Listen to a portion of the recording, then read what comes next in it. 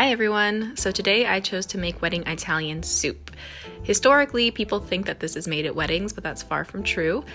This soup originates in Naples, and its real name is minestra maritata throughout Italy, and that means the marriage of the ingredients such as the meat and the vegetables.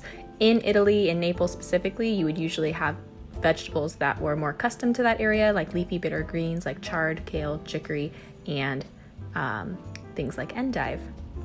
I've gone ahead and thrown the ingredients list up here so you guys can check that out. The only adaptation I am making today is that instead of the classic pasta that's used in this dish, which is called acini di pepe, I will be using 2/3 a cup of rice instead. Me and pasta don't get along very well, so that's why I'm making this adaptation.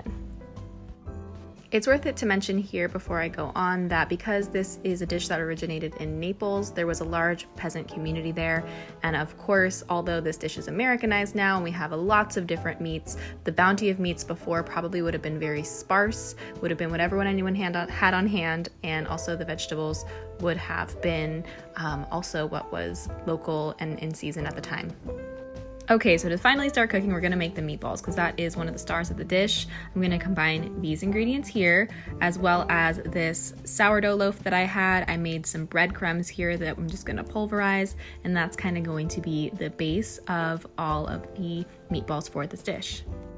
The next step was to form the meatballs and get them in the pan to brown on each side. This is going to help them keep their moisture inside so that they're yummy and delicious, but then also retain their form when you add the liquid. I had to go ahead and replace my pot because it was way too small. So now what I'm gonna go ahead and do after these have been hanging out in here for around 7 minutes at a little boil, I'm gonna go ahead and add my substitution for the pasta. Here's the rice going in. Next, we're going to be adding all of the veggies and the chicken, and this is going to sit to simmer for probably around another 20 minutes or so until that cabbage is thoroughly cooked through. And here's the final product. It was super good, guys. I added a lot of cheese because I was really hungry at this point and I was feeling gluttonous.